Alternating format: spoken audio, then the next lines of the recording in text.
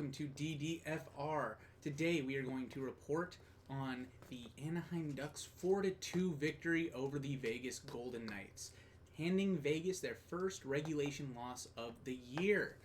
It was a fantastic, hard-fought game by the Ducks, and it's going to be a building block for how good this team really can be.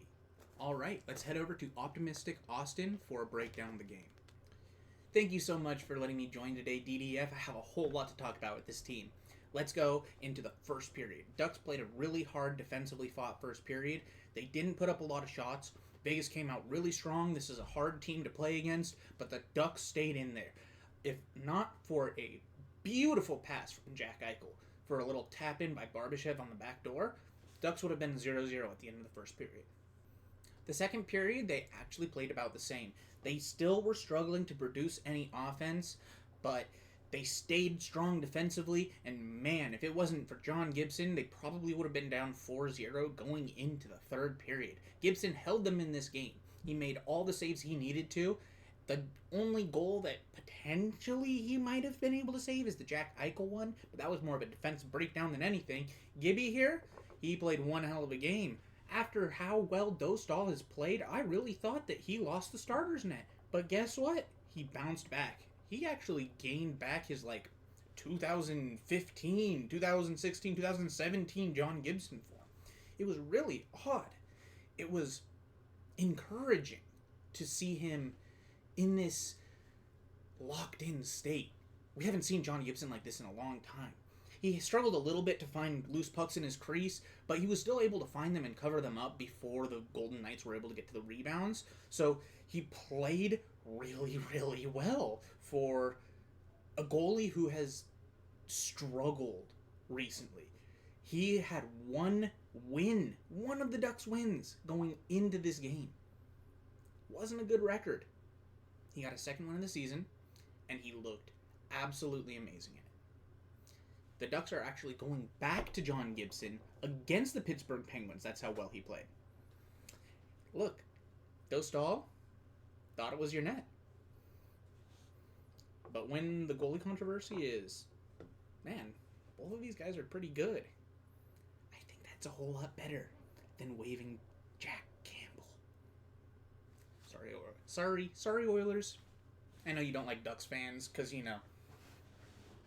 come back on Catella. But good news is Ducks extend their winning streak, beat the Golden Knights in regulation off of 4 goals in the third period. And who else scored the game winner? But the man who's clean as anybody else on the team, Mason Soap McTavish. The Ducks have been playing so well that reporters across the league are asking, how is this team so good? The only reporter who's not asking that question is Frank Saravalli. And sincerely, Frank, go actually watch a game. You have not been watching the Ducks, and you claim that they are more like the 1-4 start over the win streak that they've had, where they have now beat Boston, Vegas. Who else did they beat? Okay, they beat the Penguins. They beat the Blue Jackets. Arizona. I'm missing somebody else, but I'm sorry. The 2 big ones there, Boston, Vegas, giving Boston their first loss of the season, giving Vegas their first regulation loss of the season, and this team's more like the 1-4 team. Kick rocks, buddy. Kick rocks. This team might be for real. We don't know if this will sustain, but this could be for real. All right, let's head right back to you, DDF. Thank you so much for that great outlook, Austin. All right, so the Ducks now on a 6-game win streak. They are 7-4. They are 4th in the Pacific currently. This team is fighting super hard in all of their games. It's fantastic to watch. Menchikov still looked great. McTavish is him. He is leading the team in points. He has just been a monster in every single game.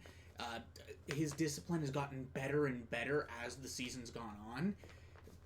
I can't really find an area where this team is struggling other than maybe starting the game a little slow. Maybe you get dominated a little bit in the first period. If you guys are able to show up a little bit sooner in games and dominate from the beginning, dude, I don't know what the ceiling is for this team. I don't.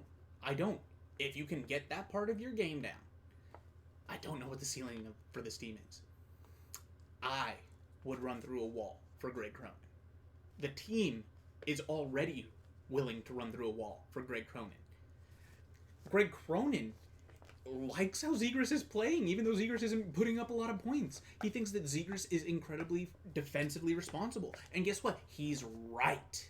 He's right. The Ducks are doing this good, and Zegras only has 2 points. Look, the second that Zegras starts converting on these insane opportunities that he's creating, this dude's point totals are going to just... He just is cerebral out there, man. He sees the game so beautifully. His neutral zone control is amazing. If he doesn't have the puck in the neutral zone, he's forcing the other team to either turn around and send the puck back, or he's making them turn it over. Zegras has played amazing. McTavish has played amazing. Leo has looked good. Man, I don't know what can stop this team right now. Alright, looking forward to the Ducks' next game. They play against the Pittsburgh Penguins today, the 7th of November, at 7 p.m. Pacific Standard Time. That is 8 p.m. Mountain Time, 9 p.m. Central, and we are looking at 10 p.m. Eastern Time. Anybody who's trying to watch in Pittsburgh, good luck. Anybody in Southern California, looking at Bally Sports West, and for the rest of the country, ESPN+. Ducks playing the Penguins for the second time. Crosby had some really good things to say about Leo Carlsson.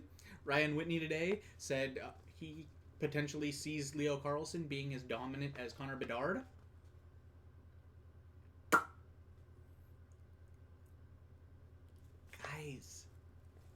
Guys, they're talking about our team like this.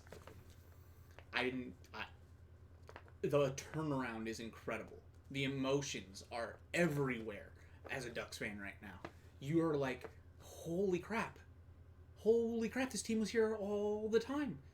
Look, they added Alex Killorn. They were playing this well without Alex Killorn. By the way, first game was against Vegas, and he won every single puck battle he was in. I don't care he didn't put up any points. That dude was making it so the Ducks could get out of their own defensive zone easily. I don't care how much they're giving him, man. This team has the cap space. Oh my god. This team, it's only going to get better. Isaac Lundestrom has yet to come back. Jamie Drysdale has yet to come back. This is just incredible, man. And I'm so happy to be on this ride, even if it doesn't last. This ride in the beginning here.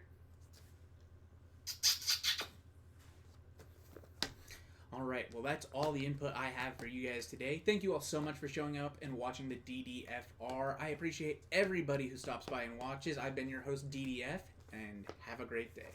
Bye-bye.